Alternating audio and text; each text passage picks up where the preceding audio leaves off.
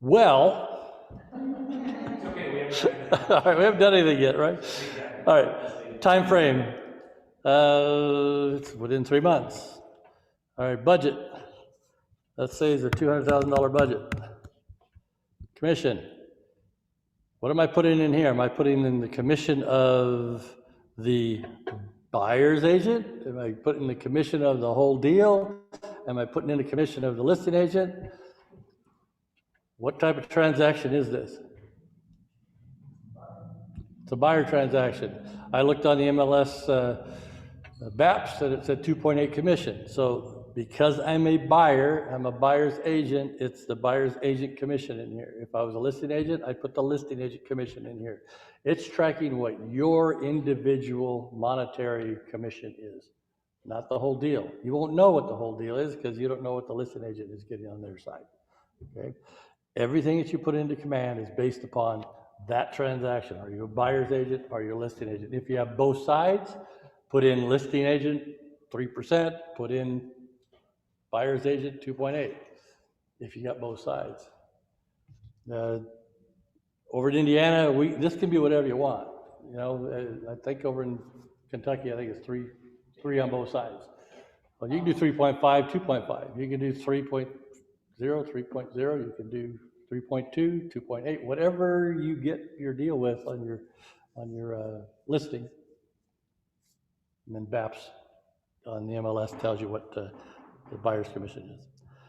All right, the phase that I'm in active. That means I'm actually looking. The stage over here, I'm showing. Don't have a specific house yet. Once I hit create, it's going to create an opportunity for me. Now we get to this page here. It's taken all the information I already had, it's dropped it over here, but I didn't do any appointments, I didn't do any agreement one, any contract dates or anything like that. So I'm missing that information, right? So how is that going to fill in a doc for me later when none of that information is there?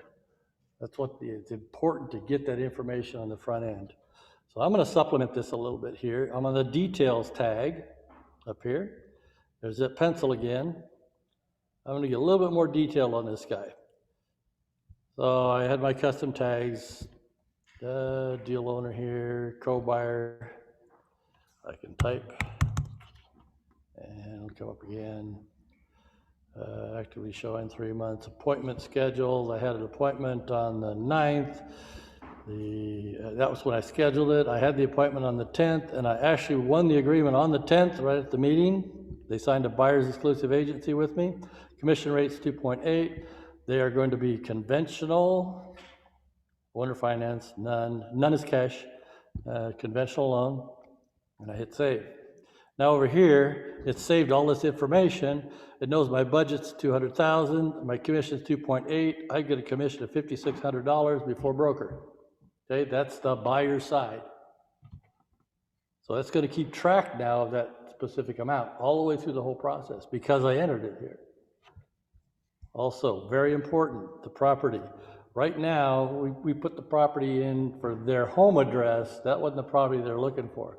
We don't know what they're looking for yet until they actually put an offer in on something, right? Once they put an offer in, then you're going to fill out this side. United States, you put an offer in on 3, 4, 5, 6. It's Alvin Drive. It's already going to fill in. Once you start typing, it'll give you choices. It's not always there, but just type out until you get all the way to your zip code, and all of a sudden it'll pop in there. If it's not there, it's a custom address, and it'll still take it. Hit save. So now, when this property is in there, it also added it. I can go back and show you, but it'll also add it to your home searches. So now when you do a market analysis of something, that neighborhood is also available. So they'll see where Alvin Drive is and everything that's being sold around it. Okay, so the more info you put in here, the more it's going to make it easier on the back end. And this is just upfront stuff. You can have your admin do it, you can have your TC do it for you, whatever. But get that information in there because it's going to make your life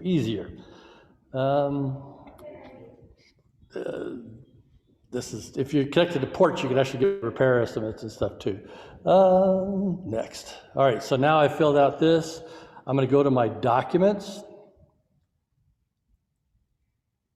And I need to select over here, what type of sale is this? It's an Indiana residential sale. And as soon as I hit that, anything that I need for the consultation, this is a doc, a buyer's exclusive agency agreement, came from the market center, already it's a form that is gonna auto-populate.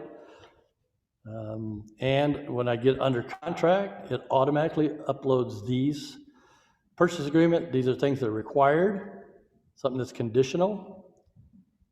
Anything that's required, Bob needs to sign off on.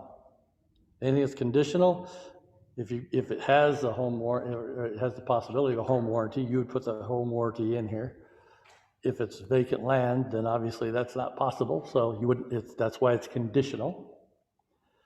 Optional, inspection response. If they didn't have a inspection, then it can't be required, right? So that's why it's optional. Any addendums, amendments, everything. This is all the stuff that needs to be submitted for compliance. Once you're closed, closed doc, these are what are required in order to get paid, okay? But it already sets all of that up for you. So there's a consultation. If I get a buyer's exclusive agreement, I add a file, I can grab it from my hard drive under manual, or if I go up here and I select start a transaction, now that I've got, did I fill in the details? Yes, all right, filled in the details. Back to documents. Over here it says start a transaction. There's a pull down menu for DocuSign or .loop. If you're already using .loop, you can grab it from .loop. If you want to use DocuSign, pull it from DocuSign. I'm going to go to DocuSign. See, I think I've been doing it. Yeah. And if you could, I was using nothing but .loop with the whole team and stuff too, and I had to decide .loop runs a different way than DocuSign. If I try to do both, I get confused with both, and that feature's that's a different way of doing it. You have to just completely turn the .loop side off and start working in DocuSign, and then you'll get so fast at DocuSign you don't even remember what .loop did. It's just a different way of doing the same thing, and one is free, one's not. So, yeah. So it comes up with an empty room, and it's room docs. Your room docs are where all of your forms to be filled out are going to be. They're not anything that has been filled out already, okay? So what I normally do when I first get into DocuSign is I add over here on actions, I want to add a folder. And I put up on here, I've already got some of them here. Every time that you do a folder, it'll give you the choice to go select it again. So I have one called executory docs. These are docs that can be executed, and they're going to be signed by all, okay? That's one folder that I do. Next folder I put up here is going to be offer. And you'll notice here, I put offer and the name of the offer. So if I got multiple offers, at least I have something that distinguishes them. Offer Fagenbush, offer Corbett, this one, offer Vellinger, and then when it mutually released, I labeled it mutually released. So I can see those, I'm not going to touch again, they're all there, but I have all the documents saved for compliance and everything. They're on their server, not on my hard drive anymore. So I'm letting the Market Center and DocuSign or whatever hold on to all that stuff. I like to take it off. So right now it's offer docs. I don't know who the seller is going to be or whatever at this point. So I've created that. Now I need to add files here to my room. So it already has DocuSign in here because I chose DocuSign instead of .loop. So if I go, I can also do zip forms. Am I going too fast? Under Add DocuSign Forms, there's a library here. If we go to that forms group, that's where the Market Center forms are sitting. Indiana Residential Buyer Packet. I've got Indiana residential listing packet, GLAR, and vacant land. So he's gonna be a Indiana buyer. As soon as I hit that, it gives me all of the choices of all the docs that are pre-fillable that our market center has created with DocuSign, okay? We know there's gonna be a purchase agreement in there. I needed the buyer's exclusive agency contract. Buyer's estimated closing costs. Alt dispute. I wish they had those highlighted on what was a required form. Yeah, You know, they do. These are all the forms that we would use, and yes, once you select them and use them, it's checked. It knows you already have it. But yeah, that would be something. These are the required docs. You don't get a choice. Loop does that. These are the yes. yeah. So just there's other ones in here. I'm just going to add those for now. Now, if I want something else,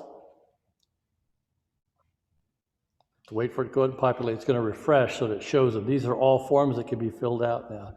But I also need a special form from CIRA or from, I leave it to Forms Library, and I have the IAR, I have KW858, that's our market center, and I have Southern Indiana Realtor Association. But inside our K858, which is our market center, we have the affiliated business agreement.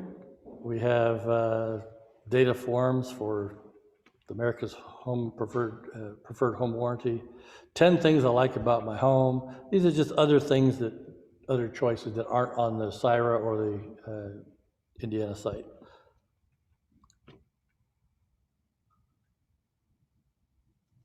Okay, now that they're in there, this purchase agreement, as soon as I click on it, it's going to fill from my detail page.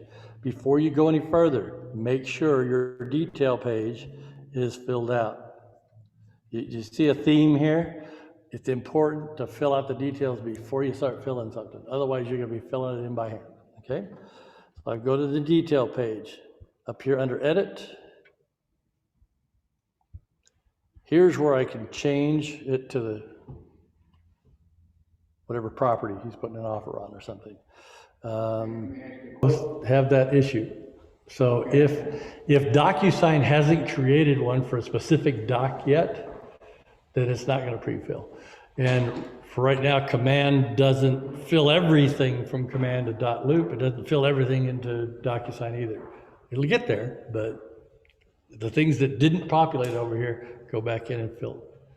Now, if you fill it on and you're creating an offer and you filled in an address, it's going to go back and pre-fill your details. They work both directions. If you fill your detail, it'll populate the form. If you get to the form and the detail's not there, and you put in a person's name or you put in a date, it's going to go back and fill in your details. So there's a catch on it. And fill in the rest of the document. It'll do the same, yes. If you create one document and it's got a accepted offer date of 2/25/2021, it's going to go back to the detail and say you had an accepted offer on that date, and every other form that you fill out is going to grab that from the details. Every form grabs things from that detail page. If you mistakenly make a mistake on a form and fill in the wrong thing, it goes back and it fills in that detail with the wrong information. So it works both ways. Local currency, US dollar, MLS ID goes in there. You can put in your origin lead if you want. What room status? I'm offer made is my room status. I wish the address would fill in here, but it doesn't yet. Command's gonna fix that before. Just any town, whatever. Just for purposes here of filling in stuff. Indiana County, Clark. Don't know what the code is. Property type, it's residential What's the difference? Residential attached, residential detached? Right? Is it a detached resident or is it an attached residence? Isn't that bizarre? That is weird. That's not what. Is it a patio home that's detached to another? It's a duplex? Or condo. Or is it condo or whatever? Yeah. Townhouse. To me, that means garage. No. Me too. Yeah, okay. So it's not a garage. No. No. All right, special circumstance. Is it foreclosure, HUD, investor owned, relocation, short sale, whatever? You can put that information in there. You can also put your offer details in. What was the offer date? It was today. Contract amount, 200,000. Earnest money, you put $1,000 down. I don't know why they have local contract amount, local earnest money amount. That must be for other states. But contract date, do not put, there's, whenever you see closing date, actual closing date, don't fill that in. Because you don't have a closing date yet until you're actually signed the paper and hand it over the keys. Contract date, contract came in, let's see, this is when we went under contract, is on the 20th. Who's holding earnest money? Keller Williams. If there's a contingency, when does that contingency remove after your offer? You know, is it going to be removed 30 days out or whatever? You can put that in if you want. Your appraisal, when is that appraisal in your offer? 21 days out, that's when the appraisal is going to be. You can put that information in, you don't have to. Inspection date, when is it going to pass? When's their limit that they've got for inspections? 14 days. Put that in there. It's going to remind you about certain processes that are coming up later if you fill that in. Can you put in, other dates that you need to be reminded of, such as in my world, we got hard money, earnest money goes hard, which means non-refundable, in 2 months or whatever, is there a spot that we can create that will tell me that? You may be able to use one of the other ones that aren't filled in for that information, but that's not on the standard generic. You can always put notes. You can always tag notes to anything that you've got. Expected closing date, remember I put that in earlier? That's coming up there already. Financing type, it didn't pick that up, but we're going conventional. You can also put in your bids. You can put in when your contract was sent to the seller. These are closing details. So when you close, these are details you can pop in here. Seller concessions, listing side commission if you know it, buyer side if you don't.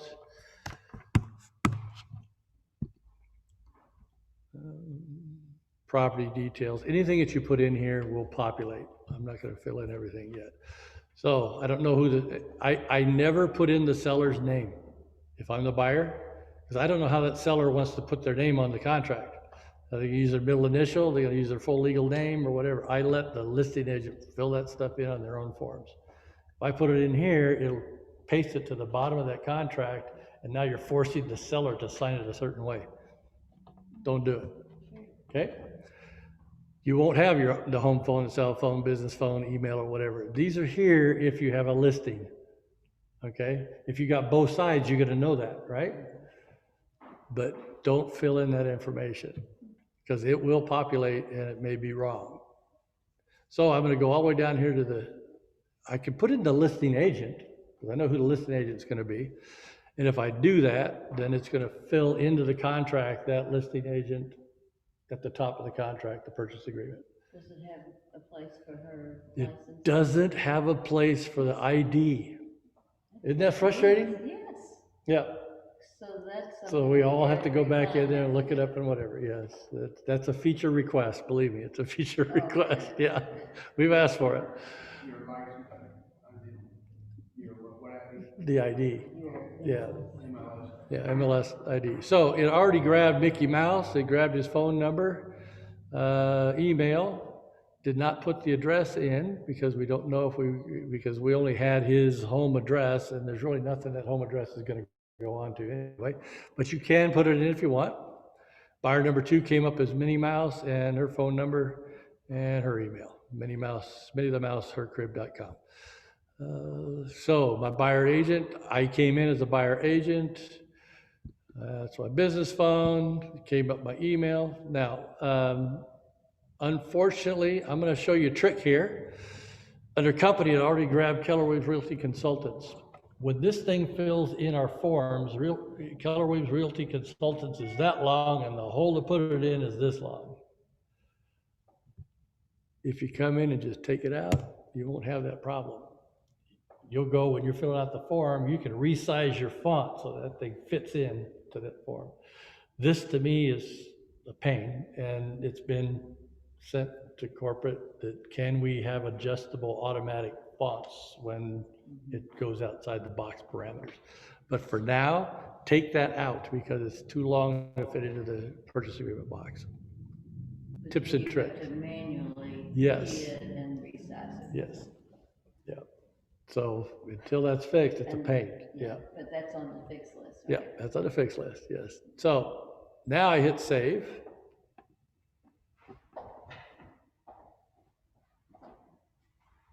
And the beauty of having that specific stuff filled out is when you go back to your documents tab up here, now I hit my purchase agreement.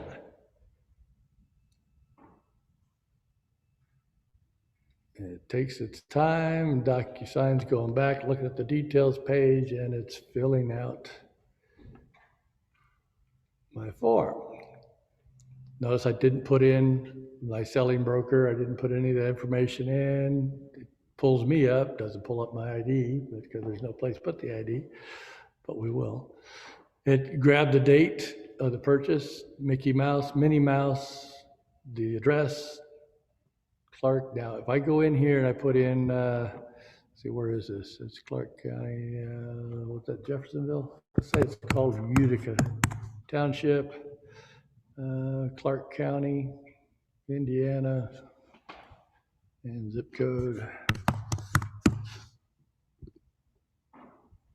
So now when I start putting things in here, if I go back to the detail page, you're gonna see it on the detail page. Because whatever I put here goes back to detail, whatever I have on detail goes here. If it's blank, yes, yeah. If I mistype it here, it's gonna mistype it in the detail page too, so be careful. And then it's typical legal description comes in here, get that off either your tax assessors or off your MLS. And whatever you select there, not applicable. Same issue comes here on this purchase price, $269,963.20. It won't fit into there, right? So save that. Don't put it in there. Save it. Because when we send it out to our client for signatures, it gives us the option to go in and put it in there and resize it and move it around and make it really nice and clean. You'll learn what not to put in. $1,000, 3 business days, select it. It'll fill out down here in the bottom. It'll do the address at the bottom in Indiana, whatever. It fills in whatever you put in there. See if there's anything else here. Closing date. Remember I put in there that there was an expected closing date of 5/19? Well, I filled it in there, okay?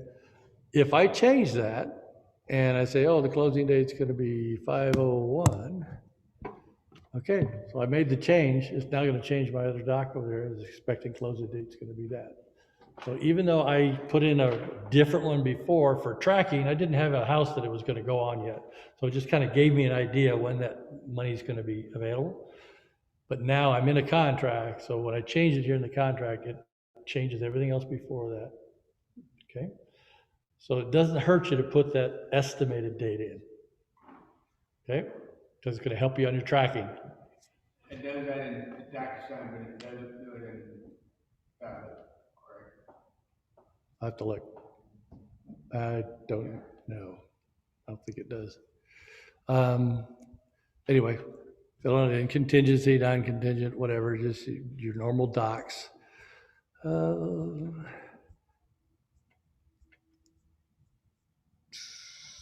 everything else is gonna pre-populate.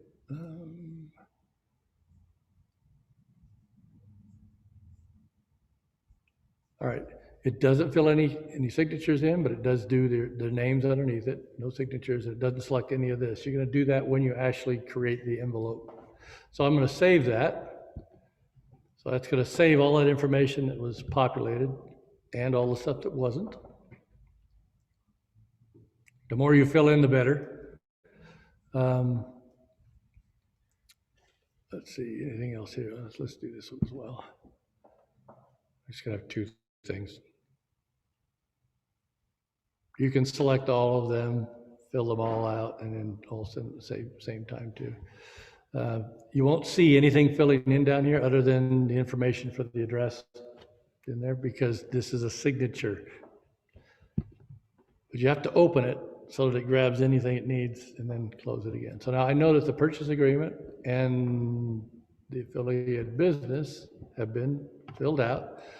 So I'm going to go up here to this pen. See, it says create envelope right here. And that pen,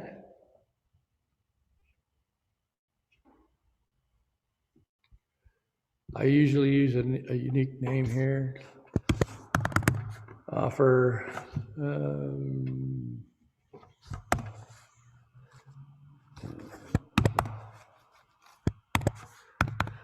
see.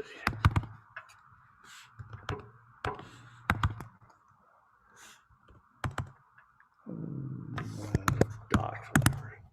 Anyway, you can take these and you can move them around in a different order if you want. Okay, you can view it to see how it's filled out.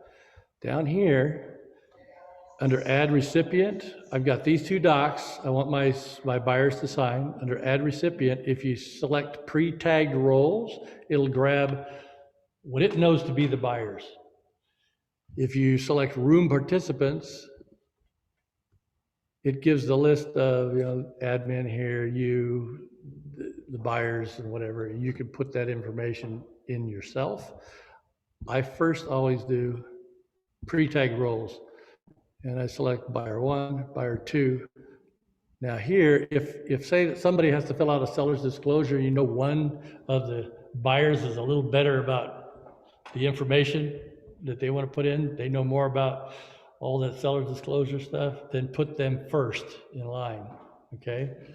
If the wife knows a whole lot more about the house than the husband does, or vice versa, or she's the one that's always available to do that, or he might be the one that is working from home and she's off at work, pick who's going to be that first one to actually do that, and then have them as the first person.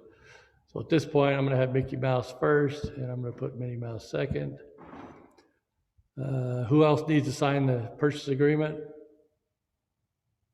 Seller 2. We don't know who they are. We don't have any people to put in there, so don't select it. I have an authorized signer here on the affiliated business. Signer 1 is going to be Mickey. Signer 2 is going to be Minnie. Add selected. And you see it put both of them on here for the actual purchase agreement. If you have them 1-1, then both of them can sign at the same time. If you want one of them to fill it out first, change it to 2, okay? Or drag them to the order that you want them to be. You can drag them, okay? So this will be 3, and she'll be 4. Okay? So first one's going to be Mickey. Once Mickey signs, it'll send to Minnie, but he has to finish before Minnie even gets it. Doesn't that loop screw up when you send them to multiple people at the same time? I've had that happen. Yes, if you send it to multiple people at the same time and one never really signs it, nobody gets to sign it. So you got to be careful with your order of signature. I almost never use 1, 2, 3, 4. I send them to everybody at the same time, and I designate that first buyer, whoever that person is, as the one to fill out most of those extra forms. So no matter when this person signs it, this person can still do their portion. So If you want to put yourself first, just to check it before you send it out to your buyers, I'll put me as 1 and both of them as 2. So it goes out to them at the same time. Or you could you do them all as 1 and then say do myself as 2, so that I can see it after they've all signed it? I put it through to me first so that in case I goofed up anything before it gets to them, So maybe I'm looking at it, oh, I gotta change that. And then as soon as I hit it, it sends it to them. As soon as I hit save and I sign, then it saves it to them. So I'm just gonna have them all as 1 right now. So it goes to everybody.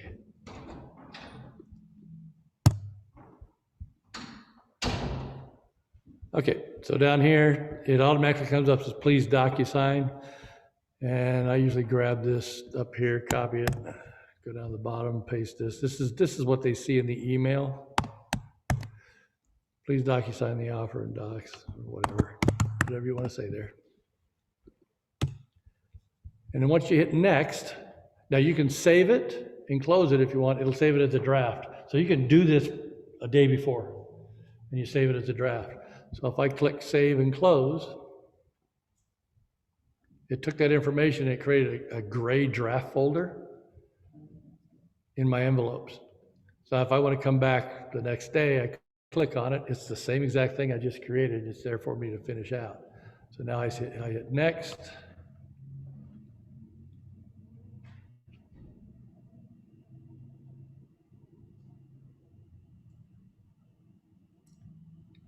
And it's creating the form. So I got Mickey Mouse. Since he was the first one that was going to sign, I get that one first. Now, normally there'd be this information up here is already filled in. All I want them to do is at the bottom of this page, you'll see it automatically added signatures to that page. It knew where to put them. You can click and you can drag these. Where that bottom line is on that is right at the line. So sometimes I have to adjust these. DocuSign, the person at DocuSign dropped all these things in here and they weren't really real accurate. I found that on these dates, it includes not only the date, but the time. So it tends to be real long. So I always grab this date and I move it over. The signatures aren't really that big, so I always move that date over. Just a trick. Otherwise, it goes off the edge of the page. So I bring it over. Okay? You can also select it, go over to formatting over here on the right-hand side, and I can pick a different font and a different size. This is where I can make those adjustments on words. Okay? I always select Arial, and it's nice, clean, little smaller little thing. It already has Mickey Mouse, Minnie Mouse on it. So now I go down to the next one. And you see it already has them in there as well. I just move it over, go over here, do the same thing.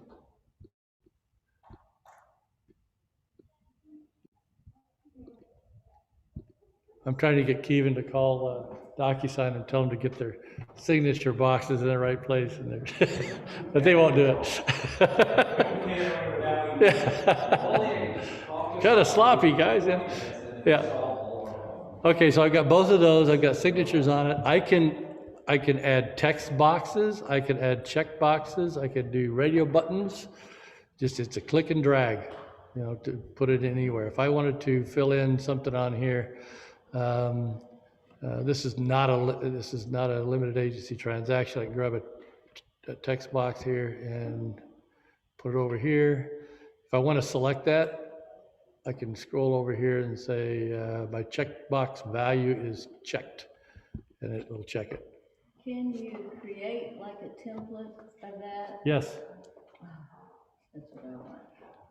There's a function in here that you can go out to e-signatures and create your own team template or some of the stuff that you always do, and then apply that to this. Yes, after the fact. After the market center's created theirs, you overlay a template on top of it, your template, and it'll fill in that template. Yes. Say 10 days for home inspection. Yeah. Or whatever. It's another class. Okay. Yeah. But you can do just about anything. I can add, if I want their name in here, I just click and drag it. I want to get rid of that, go over here to delete it. And add their email, add the company title, whatever you want. Okay? That's where you edit it. Now when I hit send,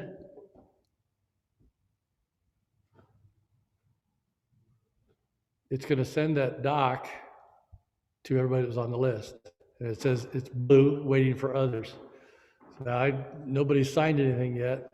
So I can click on that, I can see, yeah, they still all need to sign.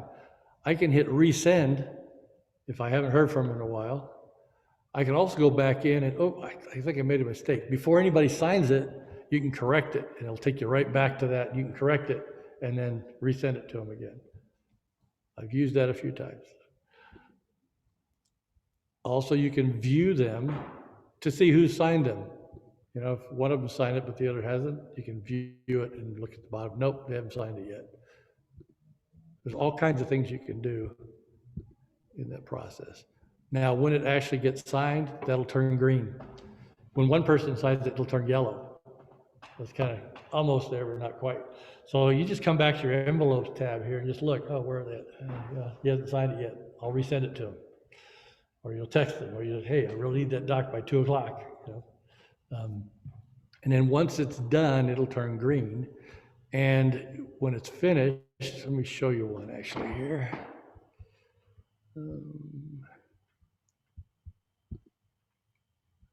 I can go back to rooms again if you want. Anything that you've got in the works or need to toggle back through, you can go to rooms and go back and select it.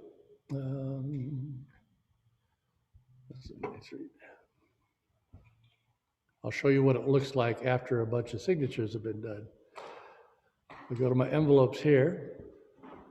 You can see I've got all of these docs that I've sent out, and they're all green because they've all been completed. It saves everything you've ever sent. I go back to my documents on this specific deal.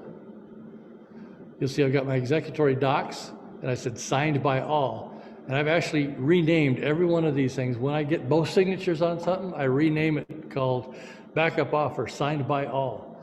Now, when I upload that to Bob, he looks at it and goes, huh, I know this is going to be good. So he goes back through, yep, done. Because he can tell that's the last doc, and that's all signed by everybody. He just glances, yep, and done. Now, this automatically appends it, and it says signed when the first person signs it. Second person signs it, it says signed. Third person signed it, signed. It gets so long, when I get that final signature, I erase all that and say signed by all. Because every time you send it out, it's going to append it because it has to have a different name. Because it keeps versions, okay? You can always back up and go grab an old version. And it tends to make your room folder down here. Here's one that's been signed, and it'll keep your form, it'll keep the first one signed, second one signed.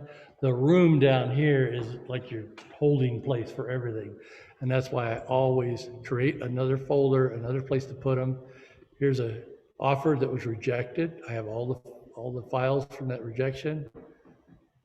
This here is another offer. This was rejected. See, I had multiple offers on this one. But because I was organized, this one was mutually released.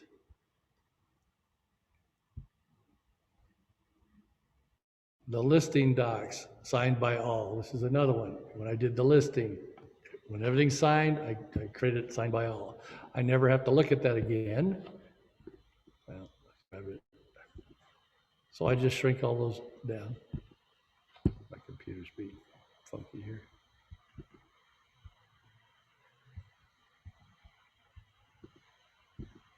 Go back out. Just locked up on me.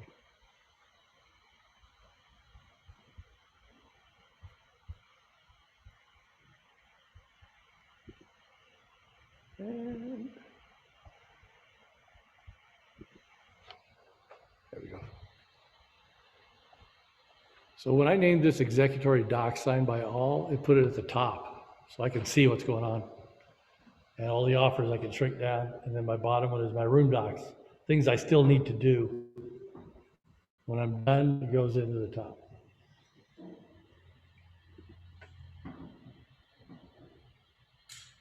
tried to pack 2 hours into an hour. Sorry about that. Are we still okay? All right, so I know because I named this executory docs, signed by all, that's where I'm going to grab everything for compliance for Bob. Okay? My final closing docs, I have a final closing doc folder. When we get close to closing, that's where I'm going to grab the stuff for compliance. Just try and name things so that you know where things are at. So you're saying when you're ready to close, you got all your closing docs ready to go, you have to move it to another location? No. When you go back into command, and I got my close folder here, and I need to upload my copy of the commission, my Alta, my re-signed seller's disclosure. When I go back there and I add a file, I go to DocuSign. I can pull up my closed doc folder or my executory docs or whatever, and only the docs that I know are completely signed off, that's where they're located. I can click on it and get to Bob. If I didn't do that, everything would be in my rooms folder. I'd have every version of everything I've ever done, and I gotta sit there and scroll through and find out which one was the actual signed one. That's crazy. So if you keep your organization as you're going, and anything that you don't need, archive it. All those versions, click on them and say archive. Get them out of your way. Don't need them again, because you got one that's signed. You don't want one that's partially signed. So when I go back in here, if you want to archive something, you click it, and up here there's a little archive button right there. It says archive.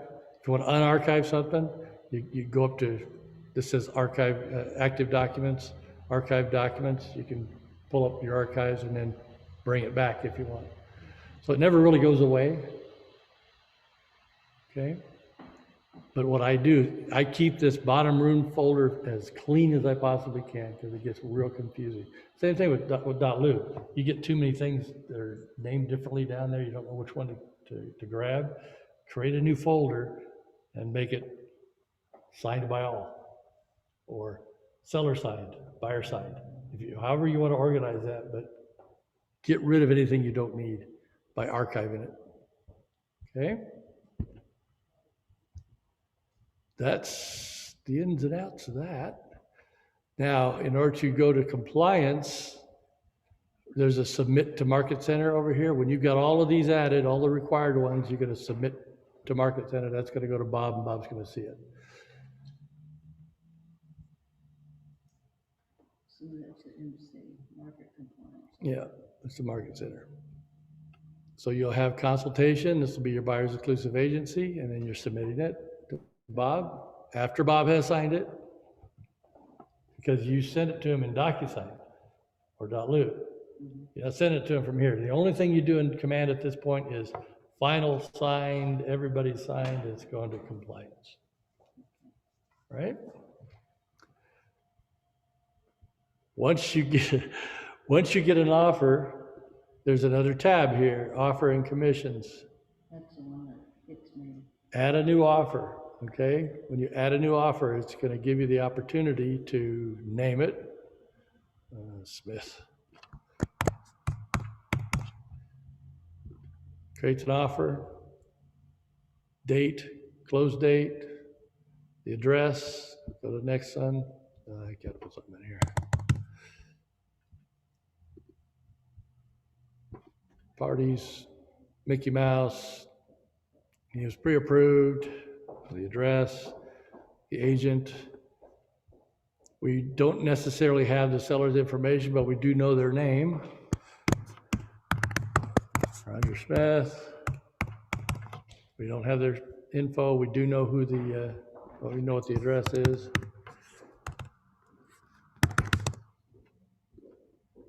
And we know the agent's name. Is address a required field? Yes, address is required field, so is associate's name. Okay, and then you hit terms. Well, you put the address of the property. It's the property that, yeah. Okay. Just put the, yeah. They don't need their mailing address. Sales price. I don't ever put the mailing address in or anything like that.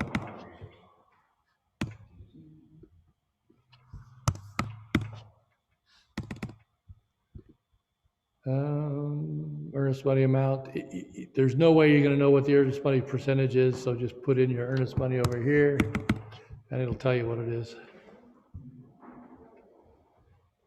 And are they paying for a residential contract? This is your home warranty. And are they contributing to settlement costs? This is, let's say 2,500. Agent analysis, you can put the pros and cons of that offer, and if you want, you don't have to. And then you hit save. And it creates this offer over here, and it kind of gives you, if you have 3 or 4 offers, you can see what each parameter is on it. Earnest money option, what the cost was. You can accept it, you can reject it, you can edit it. Where I have problems with this is like I had one fall through. I had already accepted my offer. Mhm. And then 3 weeks into the contract, the buyer can't get financing. There's a solution. Yes. Can't What? kill them all. Yeah, all right, say I'm gonna accept this offer. Once I accept that offer, Can't kill them all. here's how you do it. I accepted that offer, okay, it's now in the works. Three weeks later, they bail on you, right? Go to manage commission. And over here, I didn't put the contract date in. Anyway, missing information. It'll have a button that says cancel transaction. And when you hit that, it clears it and puts you back into the offer phase again. You put the next offer in there. Okay. I may have- That way you don't have to contact Roger to tell him, hey, that fell through. Can you release that for me so I can reduce an offer on it? Just hit terminate transaction. It kicks you back to that offer, put a new offer in, and accept that one. Best they never earned it. Yeah, that just came last week, so, Oh, yeah, that's yeah, why it that's didn't why. work for Yeah, me. it used to be you gotta call Roger. So Yeah. now it's transaction terminated or something like that is what it says. And it'll actually take you right back to the offer again. And then you can pull up the ones that you rejected, they're still there. If you wanna call them back up, hey, you wanna be a backup offer, then you turn that one from rejected, you change the status to accepted. You've already got it. So I can go back and I can see all the offers that I got. This one mutually released. Okay, I got these other ones. Let me call them. And then you might have to change some numbers. They may counter or something like that too, but then you just go in and change the So number. it would allow you to have an accepted offer and an accepted backup offer? It won't be rejected. You'll have an offer in the status here. It'll still have it'll be an offer.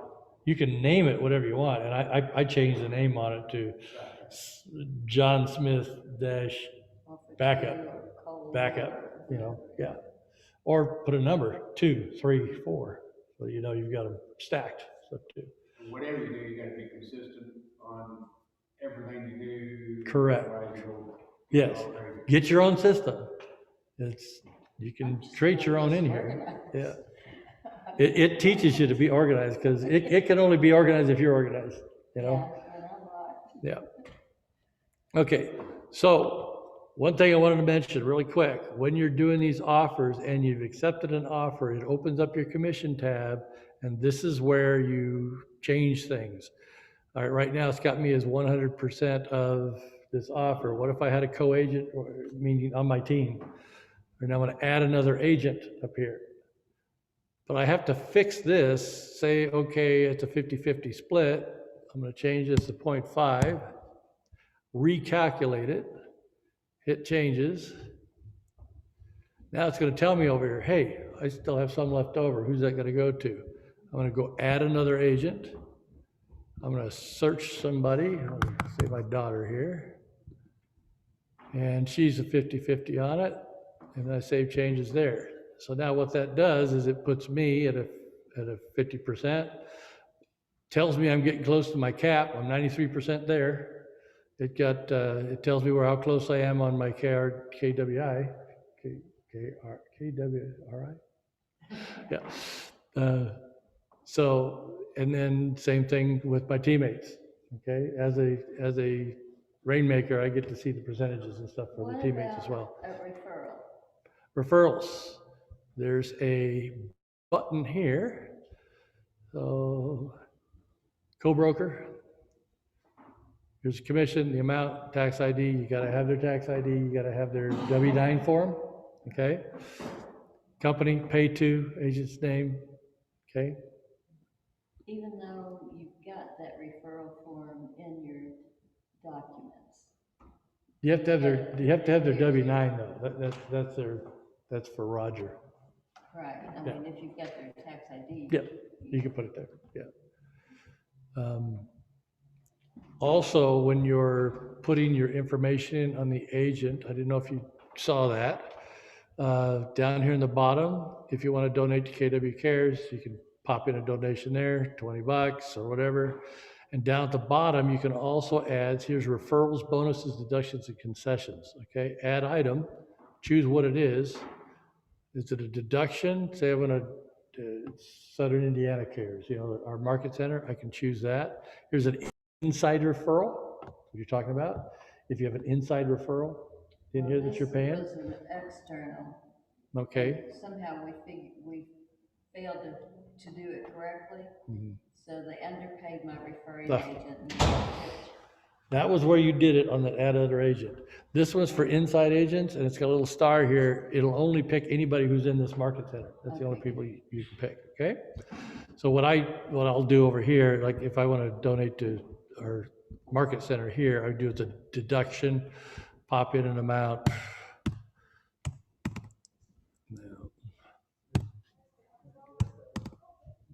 Don't need tax IDs or anything like that. Description, KW Sew-In Family Cares. Pop in the address and phone number.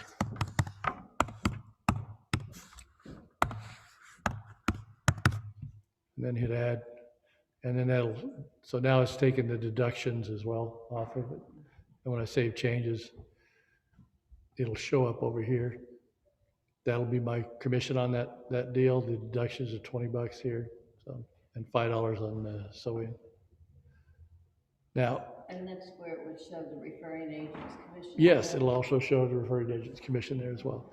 Now, one confusion here was some people, and I am included, I was holding off on submitting this to Roger, because if I submit it to Roger, I gotta ask Roger if it changes. What if the date slips? What if the date slips, or we have a renegotiation when it's time for inspections or something? Now I gotta go tell Roger, hey, Roger, can you release that for me so I can change the commission tab? So there's a little bit of hassle there. But what I also found out from Roger is if we don't submit it right away, he doesn't know it's coming up. I have 3 closings on the 30th and the 31st of this month. He didn't know anything about those yet because I haven't submitted this yet and given him a heads up. For the escrow. Yes, for the printout that he's got, you know, that he's kind of tracking how our agents are doing and where we are on our projections and stuff. So submit this as soon as you can, okay? If you have to change it, he'll release it for you and you can change it. But it's more valuable for you to submit this up front than it is to hold it to the very end and then submit it the last minute just to get paid. Because then he's, whoa, okay, hey, we did better this month than I thought we would. Or I did worse because these all slipped. So let's get this submitted as soon as you know what those numbers are. Then he'll have a heads up and the projections here in the office will be a whole lot better. And you guys all kind of want to know, hey, I got 6 listings coming up. And everybody goes, yeah, you know.